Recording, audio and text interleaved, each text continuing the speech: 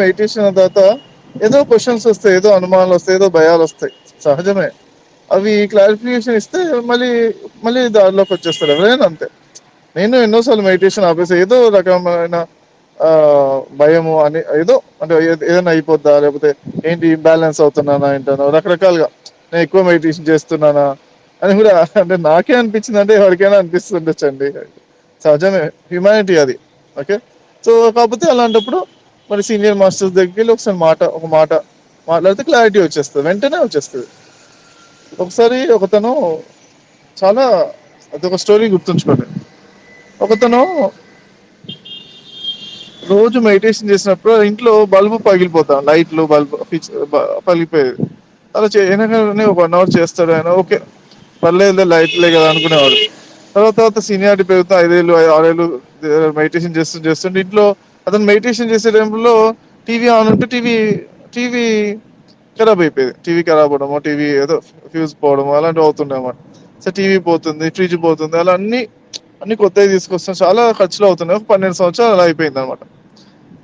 లైట్లు పోతున్నాయి, ఒకసారి ఫ్యాన్లు వెళ్ళిపోతున్నాయి, టీవీ తర్వాత అట్లా అన్ని జరుగుతున్నాయి. టీవీ ఆన్ చేస్తుంటే వెళ్ళిపోతుంది, తర్వాత ఇంకా సీనియర్ 10 years అలా అవుతుంది, టీవీ ఆఫ్ చేస్తున్న టీవీ కూడా ఖరాబ్ అవుతుంది. సో ఇట్లా అన్ని కూడా తనకేంటో ఒక పక్కన కొంచెం సంతోషం, ఏదో నా మెడిటేషన్ ఏదో ఎనర్జీ వస్తుంది, ఆ ఎనర్జీ వల్ల ఏదో ఎక్స్పీరియన్స్ వస్తుంది అని ఒక పక్క సంతోషం, ఒక పక్క ప్లస్ అంటే ఇన్ని ఖర్చులు ఎందుకు, ఇంత నాకే ఇంత ఎందుకు వచ్చిందా అని అనుకుంటున్నాడు. అనుకుంటున్న తర్వాత 12 సంవత్సరాల తర్వాత ఒక గురువు గారిని కలుస్తాడు, తన గురువు గారిని కలుస్తాడు. చెప్తాను మరి గురువు గారికి, ఇట్లాంటి విషయం, ఇట్లా నేను ఇన్ని సంవత్సరాల నుంచి బాధపడ్డాను, నేను సంపాదన అంతా దీనికే తగలబెట్టేస్తున్నా అండి, చాలా కష్టం అవుతున్నాను అంటారు. గురువు గారిని అవుతాడు, ఒక సెంటెన్స్ చెప్తాడు. ఒక సెంటెన్స్ అంటే ఒక థాట్ పెట్టుకో, సింపుల్ గా, నేను ధ్యానంలోకి వచ్చినప్పుడు ఎటువంటి ఎలక్ట్రిక్ సామాన్లు ఖరాబ్ కాకుండా ఉండాలి అనుకుని కూర్చో, అంతే. నేను ఈజీగా హ్యాపీగా చేసుకుంటున్నాను అనుకోండి, అంతే. ఆ రోజు నుంచి మళ్ళీ ఇంక ఏ రోజు కూడా అతను ఇంట్లో ఎలక్ట్రిక్ సామాన్లకి ఏం కాలేదంట.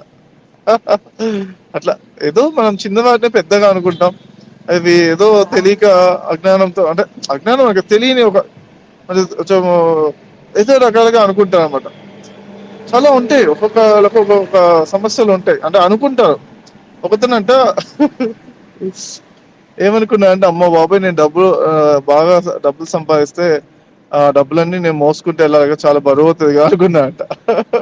అలా అనుకో డబ్బులు సంపాదిస్తే బ్యాంక్ లో పెట్టుకోవచ్చు, ఏదో పెట్టుకోవచ్చు అలా. కానీ ఏదో భయం ఉంటుంది కొంతమందికి, అమ్మో డబ్బులు సంపాదిస్తే దొంగలు ఎత్తుకు వెళ్తారని భయం పెరిగిపోద్దేమో అనుకుని డబ్బులు సంపాదించట్లే. అట్లా అలా రకరకాలుగా ఉంటాయి, ఉండవని కాదు, భయాలు ఉంటాయి. అవన్నీ జాగ్రత్త పెట్టుకోవాలి మనసులో, పెట్టుకుని ఎనర్జీ ఎక్కువైతే ఏమైనా ఇంబ్యాలెన్స్ అవుతా రకరకాలుగా అని వస్తుంటాయి. అట్లా ఉండదు.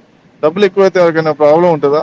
ఉండదు. ఉంటుంది అని అనుకుంటే అని ఉంటుంది. మళ్ళీ అంటే కంగారు పడుతుంటే జాగ్రత్త మెయింటైన్ చేసుకుని దానికి తగ్గట్టుగా ఏమైనా ప్లాన్ తీసుకుని యాక్షన్ తీసుకుంటే